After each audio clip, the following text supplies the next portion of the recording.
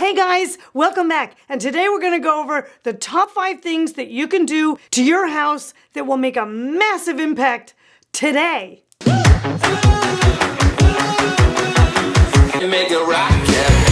Now, the best thing you can do for the new year is to get organized. So, get ready, grab your pencils, let's go. Tip number 1 is to edit and declutter. Now, you've heard me mention this in this video, and this video, and this video. But there's 5 easy tips to follow, quick and dirty.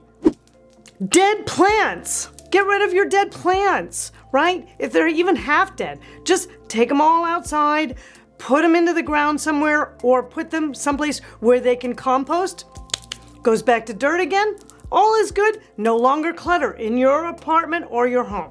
So, the second thing in decluttering is laundry. And if your sofa looks like this, I've got an easy way to solve that. You're going to get 2 or more big laundry bins. One of them is going to be for clean clothes. The other one is going to be for all the other dirties that go in. And the laundry doesn't go anywhere else. It's super easy. These are great looking. I'll link them down below.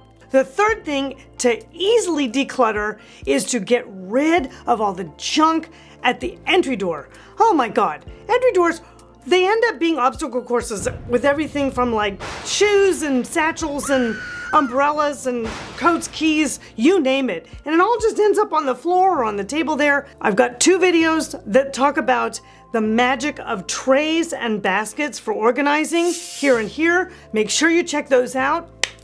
You'll be done with that entry. It'll look great. So the next way to get organized is to work with what is your home office space. So given that a lot of us have been working from home and or many of us are even in job transition, you want to make sure that if you're still doing your Zoom calls from your bed, that we help you up your game and get this organized. So the first step is to decide on a specific area in your house that can be dedicated to an office space. Now, it can be small. You can see there's lots of great options for smaller decorative desks out there. But the key there that you need to include is great lighting, both on your face and on your work surface. One can be a window, but you definitely need a lamp. You definitely need great storage. Look at all of these great options that are out there. There's amazing baskets and things with lids so that even if you leave everything there, it all looks nice and tidy when you're done. You want a good seat. That's really important if you're going to be sitting there for a little bit. And lastly is, if you're in a space like a living room or even on a kitchen island and you're going to do Zooms, make sure you be mindful of what's behind you. We've all seen a little way too much on some of these. So make sure that you check behind you. And a good rule of thumb is either design it so that it looks like perhaps my studio, or darken it out so that the focus is on your face and your light when you're on camera on the Zoom.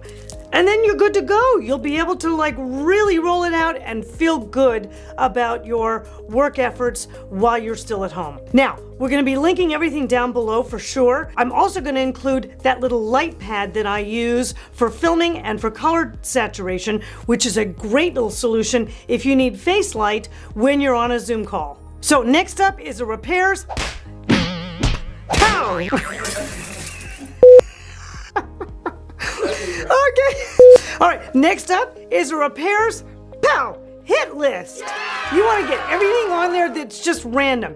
Broken out light bulbs, just all that stuff that you know you need to do, but it's been too boring to do. But you got to get them done. You can make it easy and fun. Assign everybody in the family a task. Get it all ordered in for whatever you need. Maybe you need to replace a light bulb. Maybe you need to patch some holes.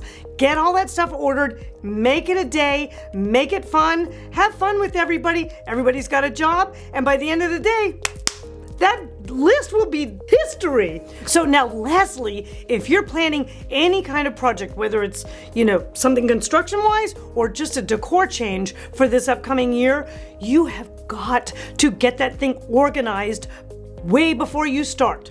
So what you need to do is you need to create a lookbook, and you can use a digital format like Pinterest, which is what I use a lot, or if you want to kind of go old school with it and you've got pictures, and put them in a binder, put them in a folder, separate them out by the element that you're going to be changing, whether it's bathroom tiles or maybe it's a whole house flooring. Just make sure that it's organized and you have imagery that represents what you're going to be heading towards. It is super important, regardless of whether or not you plan to work with a professional or do it on your own. You have got to be organized before you start the project. It will save you oodles of time and money if you take this step ahead of time. So for all you guys that are going to be members, I'm going to be walking you through step by step how to start a project, how to get organized before a project.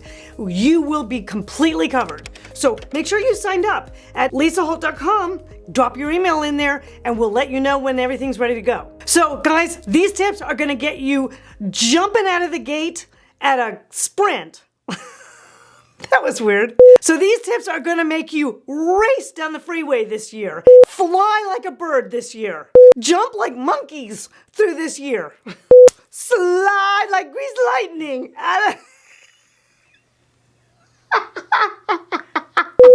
get all the way to the moon with your rocket to the moon, slide into home goals plate.